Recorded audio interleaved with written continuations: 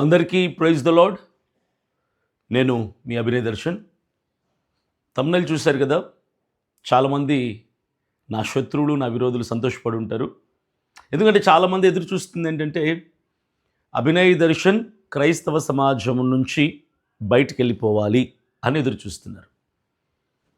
ఒక మాట అయితే మీకు చెప్తాను, ఎవడో వెళ్ళిపోమంటే వెళ్ళిపోవటానికి నేను రాలేదు. నన్ను ఎవడో పిలిస్తే నేను రాలేదు, పొమ్మంటే పోవటానికి. మీరు పెంచుకునే కుక్క పిల్లని కాదు నేను. రా అంటే రావటానికి, పో అంటే పోవటానికి. క్రీస్తు ప్రేమ కలిగి క్రైస్తవ సమాజం మీద జరుగుతున్నటువంటి దాడులు, ప్రార్థనా మందిరాల మీద జరుగుతున్నటువంటి దాడులు, క్రైస్తవులకు సమస్య వస్తే ప్రశ్నించే గొంతుక లేదు అని గమనించిన నేను, నాకై నేనుగా ప్రభు సన్నిధిలో ప్రార్థించి నిర్ణయం తీసుకొని, చావైనా బతుకైనా, కష్టమైనా నష్టమైనా, ఆఖరి క్షణం వరకు, తుది శ్వాస వరకు, ఈ ఊపిరి ఆగే వరకు క్రైస్తవ సమాజం కోసం నిలబడాలి, పోరాడాలి. అసెంబ్లీలో క్రైస్తవ ఎమ్మెల్యేని, పార్లమెంట్లో క్రైస్తవ ఎంపీని కూర్చోబెట్టాలి. ఇది నేను తీసుకున్న నిర్ణయం. ప్రవీణ్ పగడాల గారి ఆశయాలని నెరవేర్చటానికి ఆ దిశగా నేను అడుగులేస్తూ ప్రయాణం చేస్తూ ముందుకెళ్తున్నా. ఏదో ఇప్పుడు నా మీద కుట్ర పన్ని ఎవ్వరో కాదు, బయటోడు ఎవ్వడో కాదు,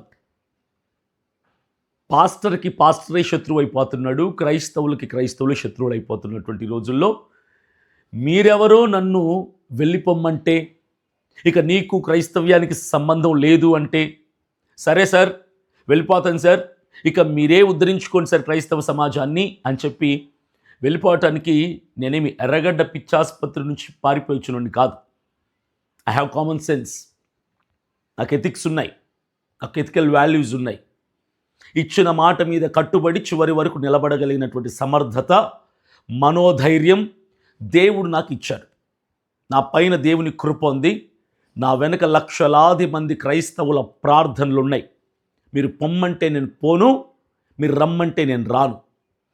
క్రైస్తవులకు సమస్య వస్తే, ఎక్కడైనా క్రైస్తవుల మీద దాడులు జరిగితే పరిగెట్టుకుంటూ వెళ్ళి గొంతు చింపుకుని అరిచే వాళ్ళ లిస్టులో మొట్టమొదటి పేరు ఈ అభినయ్ దర్శన్దే ఉంటుంది. నా తల్లిదండ్రులకు ఇష్టం లేదు నేను రాజకీయాల్లో ఉండటం, క్రైస్తవుల తరపున పోరాడటం. నేను ఇంటికి ఒక్కరినే కొడుకుని. మా అమ్మ నన్ను ఆడపిల్లలాగా పెంచుకుంది. అంత గారాబగా పెంచారు నన్ను. వాళ్ళకి ఎంత భయం ఉంటుంది తెలుసా? చాలా భయం ఉంటుంది. కానీ వాళ్ళ మాట కూడా నేను పట్టించుకోకుండా క్రైస్తవ సమాజం కోసం ఏదో చెయ్యాలి అన్నటువంటి ఆలోచనతో నేను ధైర్యంతో గుండె నింపుకొని ముందుకెళ్తూనే ఉన్నా. నేను ఒక మాట చెప్తాను చాలామందికి, అసలు క్రైస్తవ మిషనరీలు చేసిన సేవ ఏంటో మీకు తెలుసా? ఈరోజు చాలామంది పాస్టర్లు రాజకీయాల్లోకి ఎందుకు, పాస్టర్లు ధర్నా ఎందుకు చేయాలి, స్వార్థికులు క్రైస్తవులు మౌనంగా ఉండి ప్రార్థన చేయొచ్చు కదా. మీకు తెలిసి తెలియని మిడిమిడి జ్ఞానం, హాఫ్ నాలెడ్జ్తో మాట్లాడితే నేను ఏం చెప్పాలి? మీకు ఏం చెప్పాలి? నిజమైనటువంటి స్వార్థ చేసింది ఎవరు తెలుసా? ఈరోజున్న సేవకులు ఎవరు కాదు. వీళ్ళందరూ స్వార్థపరులు.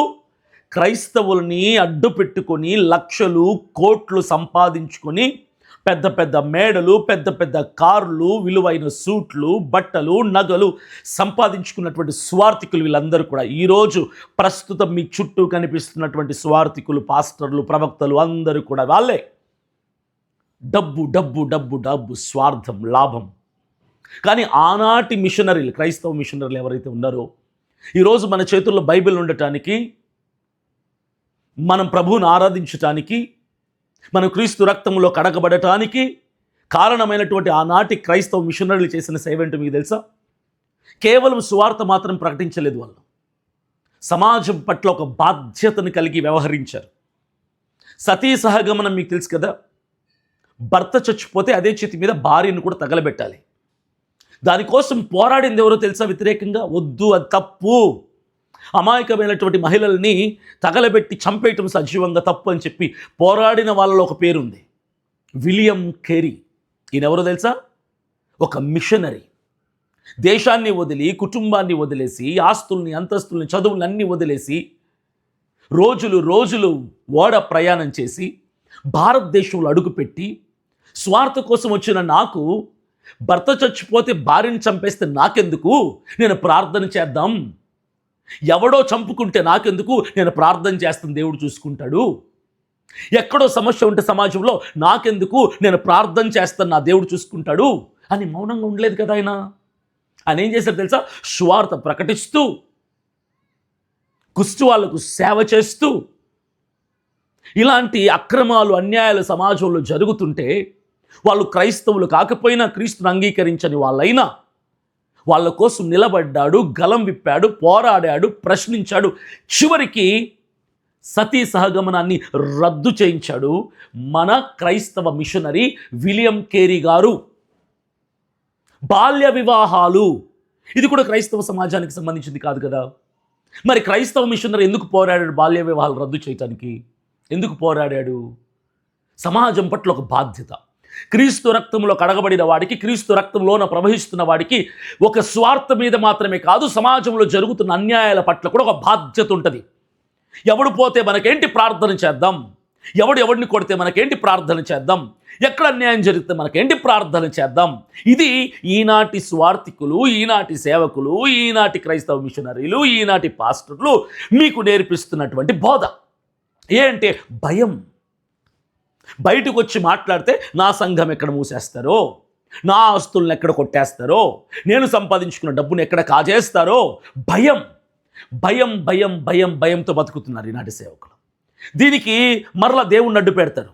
యేసు ప్రభు చెప్పాడు కదా, ఒక చెంప కొడితే ఒక చెంప చూపించమని.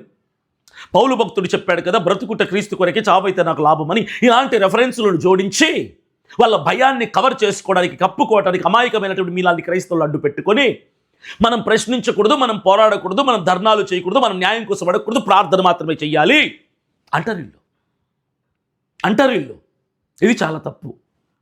కానీ అభినయ్ దర్శన్ ఇలాంటి స్వార్థికుల్లాగా ఉండదలుచుకోలేదు. నాకు డబ్బు ప్రధానం కాదు, నా కుటుంబం ప్రధానం కాదు, నా ప్రాణం నాకు విలువైనది కూడా కాదు.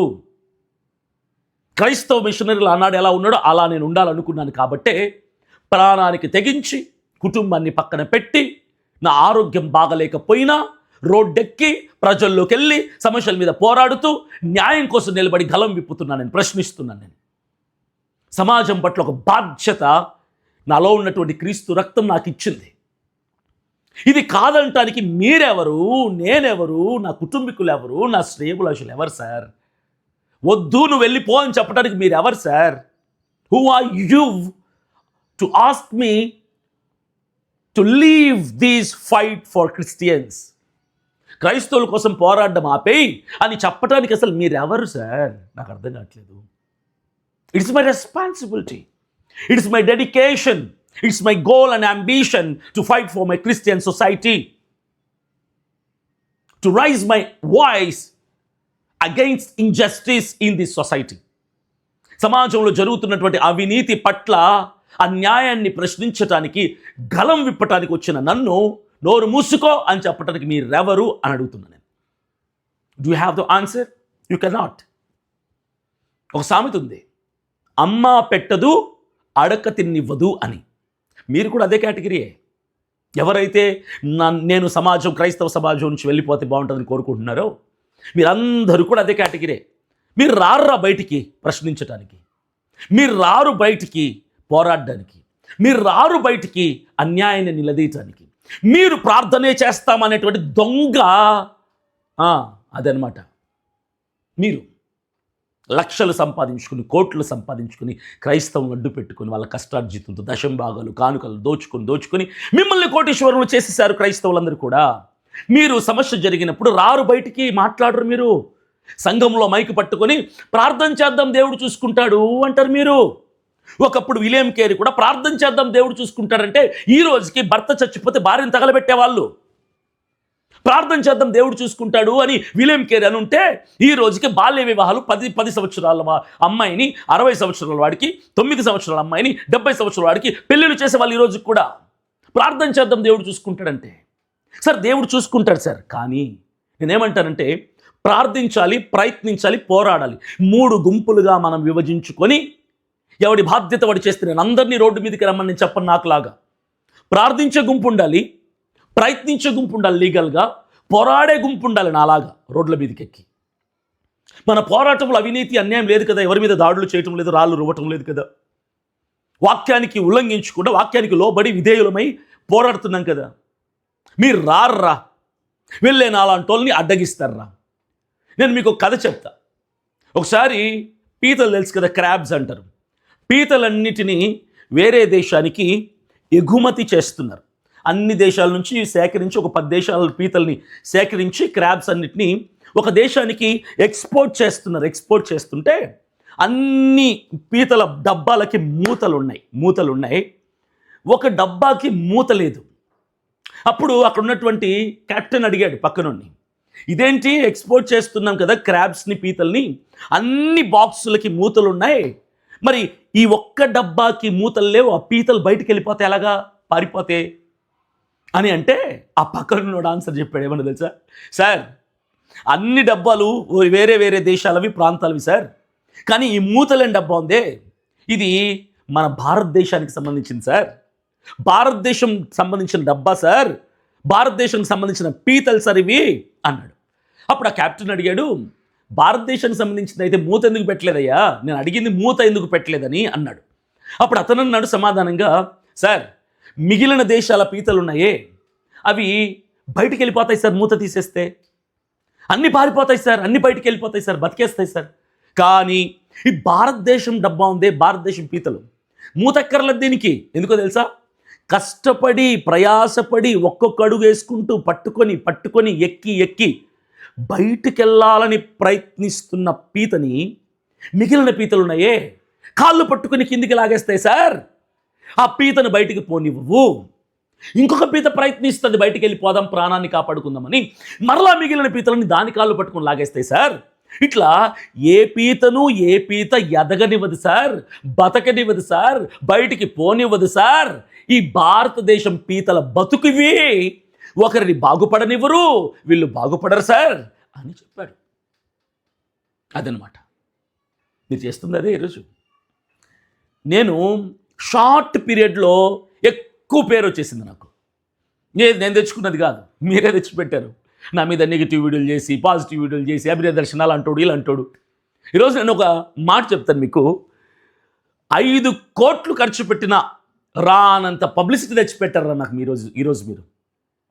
అది పాజిటివా నెగిటివ్ పక్కన పడేయండి. 5 కోట్లు ఖర్చు పెట్టిన ఇంత పెద్ద పబ్లిసిటీ రాదు నాకు ఈరోజు. దేశవ్యాప్తంగా అభినయ దర్శనం తెలిసిపోయాడు, పేరు వచ్చింది కదా. మంచి పనులు చేస్తాను ఎలాగో నాకు తెలుసు, గతంలో చేసినవే, చేయబోయేదేవే, చచ్చే వరకు చేసినవే, పేరైతే తెచ్చిపెట్టారు నాకు అందరు కలిసి. మీడియా మిత్రులందరికీ థ్యాంక్స్. నా మీద నెగిటివ్ వీడియోలు చేసిన వాళ్ళకి, పాజిటివ్ వీడియోలు చేసిన వాళ్ళకి, నన్ను దొంగ అన్నోళ్ళకి, మోసగడన్నోళ్ళకి, క్రైస్తవ సమాజం నుంచి వెలివేద్దాం అన్నోళ్ళందరికీ థ్యాంక్స్ చెప్తున్నాను. 5 కోట్లు ఖర్చు పెట్టిన రానంతటువంటి పబ్లిసిటీ నాకు ఫ్రీగా తెచ్చిపెట్టేస్తారు మీరందరూ కూడా. అయితే ఇక్కడ పరిస్థితి మీరు కూడా ఇదే. అభినయ దర్శన్ నిన్నగాక మొన్న వచ్చాడు, సంవత్సరం రాలేదు వీడొచ్చి రాజకీయ పరంగా అడుగులేసి, క్రైస్తవుల కోసం పోరాటం మొదలుపెట్టి కరెక్ట్గా సంవత్సరం కాలేదు. వీడేంటి అందరినీ దాటుకుని వెళ్ళిపోయింది, వీడి పేరు ఎక్కువ ఫేమస్ అయిపోయాడే, వీడిని ఎలా లాగాలి, మీరు క్రైస్తవులు, మీరు నా కోసం మాట్లాడతారు, వీడిని ఎలా పడగొట్టాలి, మీరు పాస్టర్లు, మీరు సువార్థికులు, వీని మీద ఒక నెగిటివ్ ప్రాపగండా వచ్చింది, దీన్ని ఎలా ప్రజలకు తెలియచేసి వీని మీద అభిమానిస్తున్న జనాన్ని శత్రువులుగా మార్చాలి, మీరు క్రైస్తవులు, మీరు సేవకులు, మీరు సువార్థికులు. అవును నిజమే, ఇది మీరు పన్నాగం చేస్తున్నారు నా మీద. నేను చిన్న వయసులో తక్కువ టైంలో ఎక్కువ పేరు వచ్చేసింది, ఎక్కువ జనాదరణ వచ్చిందని అసూయతో ఎదురు చూశారు, ఎక్కడ దొరుకుతాడా, దొరికా. దాడి జరిగింది, ఈ నింద నా మీద వేస్తే అభినయ దర్శన్ పేరు పోగొట్టొచ్చు అని మీరు అనుకున్నారు, కానీ విఫలమైపోయారు చివరికి. ఎందుకంటే నా జనం నన్ను నమ్మారు, నా ప్రజలు నన్ను నమ్మారు. అక్కడ నేను గెలిచా. అసూయతో, ఓర్వలేనితనంతో మీరు రార్రా, నాలాంటి ఎల్లనివ్వర్రా. మరలా చెప్తున్న రాసి పెట్టుకోండి. ఆంధ్రప్రదేశ్, తెలంగాణ 2 రాష్ట్రాల్లో క్రైస్తవుల మీద దాడులు జరిగితే, సమస్యలు వస్తే, ఇబ్బందులు వస్తే, క్రైస్తవ ప్రార్థనా మందిరాలను ఎక్కడైనా కూలిస్తే, ప్రశ్నించటానికి, గొంతు విప్పి నిలబడటానికి పరిగెట్టేది మొట్టమొదటి వ్యక్తి అభినయ దర్శనే. ఇది రాసి పెట్టుకోండి మీరు. ఇదే జరిగిద్ది. ఇదే జరుగుతుంది. నేనే వెళ్ళాలి, నేనే వెళ్తా. ఎందుకంటే నాకు ధైర్యం ఎక్కువ, నాకు ప్రాణం పోతుందన్న భయం లేదు, నాకు ప్రాణం మీద ఆశ లేదు. నాకు ఎలా బతికామో కాదు, మనం చచ్చాక మన చావు కోసం ఎలా మాట్లాడుకుంటున్నారు ముఖ్యం. నాకు ఈరోజు నాకు ఏదైనా జరిగితే కనీసం 10,000 మంది వస్తారు నా శవాన్ని చూడడానికి. మరి మీరు? నేను ఏ ప్రజల కోసం కష్టపడ్డాను, ఏ ప్రజలతో తిరిగాను వాళ్ళకు తెలుసు నేనేంటో. నా గురించి అద్భుతమైన సాక్ష్యం ఇస్తున్నారు వాళ్ళు ఈరోజు కూడా. అక్కడ నేను గెలిచాను. ఒక్కటి గుర్తుపెట్టుకోండి, నేను గతంలో కొన్ని వందల మందికి సాయం చేశాను. ₹1,00,000 నా దగ్గర ఉంటే గుడిసెల్లో రోడ్ల పక్కన చిన్న చిన్న గుడిసెలు వేసుకుని బతుకుతుంటే వాళ్ళని వెతుక్కుంటూ వెళ్ళి ఒక్కొక్క ఇంటికి ₹5,000 నా సొంత డబ్బును పంచాను నేను. ఇవన్నీ మీకు తెలుసు. ఈరోజు నా దగ్గర డబ్బు లేకపోవడానికి, పెద్ద కారు లేకపోవడానికి కారణం ఏంటో తెలుసా? అభినయ్ దర్శన్ పేదల పక్షపాతి. లేనోడికి పంచి పంచి పంచి పంచి నా దగ్గర ₹100 ఉంటే ₹70 పంచేస్తాను. మా ఇంట్లో తిడతారు నన్ను, అరే నీ గురించి ఆలోచించుకో, అందరికీ పంచి పంచి చివరికి నువ్వు అడుక్కునే స్థాయికి వస్తావు అని చెప్పి తిడతారు నన్ను. మా ఇంట్లో పిచ్చోడ్లాగా కనిపిస్తాను మా వాళ్ళకి నేను. అది నా నైజం, అది నా స్వభావం. మీకులాగా డబ్బు దాచుకోవటం నాకు రాదురా. మీకులాగా సేవింగ్స్లో పెట్టుకోవడం డబ్బు నాకు రాదురా. ఒకవేళ అలాగే కనుక ఉండుంటే ఈరోజు నా దగ్గర ఇన్నోవా కారు ఉండేది, BMW కారు ఉండేది, పెద్ద ఇల్లు ఉండేది, నాకంటూ బ్యాంక్ అకౌంట్లో ఒక 2-3 కోట్లు ఉండేవి. లేదే. ఎందుకంటే మీకులాగా ధనపిచ్చి, ధనాశ నాకు లేదు, ధన వ్యామోహం నాకు లేదు. నా ఆశ అంత ఏంటో తెలుసా? కోట్లు రావాలి, వచ్చిన కోట్లన్నీ లేని ప్రజలకు పంచాలి, పేద ప్రజలకి సాయం చేయాలి, వాళ్ళ మనసులో స్థానం సంపాదించాలి. ఇది నా ఆశ. చిన్నప్పటి నుంచి నా కల ఇదే. నేను సినిమాల్లో ఉన్నప్పుడు, సేవలో ఉన్నప్పుడు, రాజకీయంలో ఉన్నప్పుడు, చదువుకునేటప్పుడు నా ఆశ అంతా ఒకటే, బాగా డబ్బు సంపాదించి లేని వాళ్ళందరికీ పంచిపెట్టి వాళ్ళ మనసుల్లో చోటు సంపాదించుకోవాలి, అభిమానాన్ని సంపాదించుకోవాలి, ఒక మంచి మనిషిగా బ్రతికి మంచి మనిషిగా చచ్చిపోవాలి, ప్రజల కోసం ఏదో చేయాలి అని చిన్నప్పటి నుంచి నా తపన అదే. స్కూల్లో ఉన్నప్పటి నుంచి. ఇది మీకు తెలియకపోవచ్చు, నా తల్లిదండ్రులకు తెలుసు, నా చెల్లెలకు తెలుసు, నా ఫ్రెండ్స్కి తెలుసు, నాతో నడిచే వాళ్ళకు తెలుసు, నాతో పని చేసే వాళ్ళకు తెలుసు నా మనస్తత్వం, నా స్వభావం ఏంటో. నన్న సమాజం నుంచి వెలివేయబడాలి, క్రైస్తవ సమాజం నుంచి వెళ్ళిపోవాలని కోరుకునేది. క్రైస్తవ సమాజం యొక్క సెలవనంగానే ఎంత ఆనందంతో లోపలికి వచ్చేసారు వీడియో చూడడానికి. నేను వెళ్ళను, గుర్తుపెట్టుకోండి. వందలాది మందికి ఈ చేత్తో కుటుంబానికి ₹5,000 చొప్పున సాయం చేసిన చేతులు రాయివి. సాయం పొందిన వాళ్ళకు తెలుసు అభినయ్ దర్శన్ ఎలా సాయం చేస్తాడు. మీకులాగా లక్షల కోట్లు ఉంటే కాదు, 50,000 ఉంటే 35,000-40,000 పంచాను నేను, ఒక 5-10,000 నా దగ్గర పెట్టుకొని. అది నా స్వభావం. ఇక విజయవాడలో, ఒక ఒంగోలులో, ఒక కడపలో, చాలా చోట్ల చాలామందికి నేను ఇంటికి ₹5,000, ₹2 కాదు, ఇంటికి ₹5,000 సాయం చేశాను నేను. ఈ వీడియోలను మీరు చూశారు. నన్న వెళ్ళిపోమని కోరుకుంటున్నారు. గుర్తుపెట్టుకోండి, పాడేరు నియోజకవర్గంలో మరలా పాదయాత్ర కొనసాగుతుంది యథావిధిగా. పోలీస్ డిపార్ట్మెంట్ వాళ్ళు ఇచ్చినటువంటి ఆదేశాల మేరకు 1 నెల 2 నెలలు మాత్రం విరామం తీసుకుంటున్నాం. ఈ నెల 2 నెలలు కూడా ఖాళీగా ఉండం. ఆంధ్రప్రదేశ్ రాష్ట్రంలో ఎస్సీ రిజర్వ్డ్ కాన్స్టిట్యూయన్స్ ఉన్నాయి, అంటే ఎస్సీలకు సంబంధించినటువంటి నియోజకవర్గాలు ఉన్నాయి. ఆ నియోజకవర్గాల మీద ఫోకస్ చేస్తా. అక్కడికి వెళ్ళి అక్కడ ఉన్నటువంటి గ్రౌండ్ రిపోర్ట్ తీస్తా. గ్రామాల్లో ఏ సమస్యలు ఉన్నాయి, ప్రభుత్వ పథకాలు ఎవరికి అందటం లేదు, స్కూల్స్ ఉన్నాయా, అంగన్వాడీలు ఉన్నాయా, ప్రభుత్వం ఇచ్చిన హామీలు నెరవేరుతున్నాయా, రైతులకి భరోసాలు అందుతున్నాయా, పెన్షన్లు కరెక్ట్గా వస్తున్నాయా, పక్కా ఇల్లు పథకాన్ని పూర్తి అవుతుందా, అక్కడ రోడ్లు ఉన్నాయా, డ్రైనేజీలు ఉన్నాయా, బాత్రూమ్లు ఉన్నాయా, ఇవి ఎందుకు పరిష్కరించబడటం లేదు, ఇవన్నిటి మీద గ్రౌండ్ రిపోర్ట్ చేస్తా. ఈ నెల 2 నెలలు ఖచ్చితంగా ఈ గ్రౌండ్ రిపోర్ట్ చేస్తా. ప్రజల మనిషిగా ఇంతవరకు ఎలా బతికాను అలాగే బతుకుతా. మీరు నన్ను డిసైడ్ చేయాలంటే జరిగిన దాడిని బట్టి నన్ను డిసైడ్ చేయొద్దు, నా కార్యాచరణను బట్టి డిసైడ్ చేయండి. అభినయ్ చేస్తున్న పనిని చూసి నా పని మాట్లాడద్దు. ఈ రోజు నుంచి అభినయ్ దర్శన్ కాదు, నా పనిని చూసి మాట్లాడండి. గతంలో నా పనిని చూసి మాట్లాడండి, ఇప్పుడు భవిష్యత్తులో నేను చేయబోయే పనిని చూసి మాట్లాడండి. సోమవారం నుంచి మొదలు పెడుతున్నా నా పనిని, మరలా ప్రజల కోసం పనిచేస్తున్నా. నేను గత జనవరి 27 నుంచి ప్రజల కోసం పనిచేస్తాను. ఆ ప్రజలు నాకు తెలుసు, ప్రజలకు నేను తెలుసు. మరలా సోమవారం నుంచి ప్రజల కోసమే పనిచేస్తున్నాను. ప్రజలను ఎక్కడ నేను దెబ్బతీయలేదు, ప్రజల కోసం పనిచేయబోతున్నాను. నా పనిని చూసి మాట్లాడండి. జరిగిన సంఘటన, దాడిని చూసి మీకు నచ్చింది నోటికి వచ్చినట్టు మాట్లాడదు. నరం లేని నాలుక ఎలాగైనా మాట్లాడింది. నోరు జాగ్రత్త. అభినయ దర్శన్ చేసే పనిని చూసి అప్పుడు నిర్ణయించండి నేనేంటా అని. నన్ను ఎవడైనా క్రైస్తవ సమాజం నుంచి వెలివేయాలి, తరిమేయాలి అని మాట్లాడితే చెప్పు తీసుకొని కొట్టి, సరే అభినయ దర్శన్ని తరిమేద్దాం, వెలివేద్దాం, మరి ఆయన స్థానాన్ని నువ్వు భర్తీ చేస్తావా? ఆయనకు లాగా నువ్వు కుటుంబం అన్నది రోడ్డు మీద నిలబడతావు ప్రజల్లో? ఆయనకు లాగా అసెంబ్లీలో క్రైస్తవ ఎమ్మెల్యేలను తీసుకెళ్లి కూర్చోబెట్టగలవా? ఆ తెగింపు నీకుందా అని అడగండి. ఈ నా కొడుకులందరూ యూట్యూబ్ ఛానళ్ళు, చిన్న చిన్న యూట్యూబ్ ఛానళ్ళు పెట్టుకొని, ఫేక్ ఛానల్స్ పెట్టుకొని, మొబైల్ ఒకటి పెట్టుకొని రికార్డింగ్లు చేసి నన్ను వెలివేస్తారా మీరు?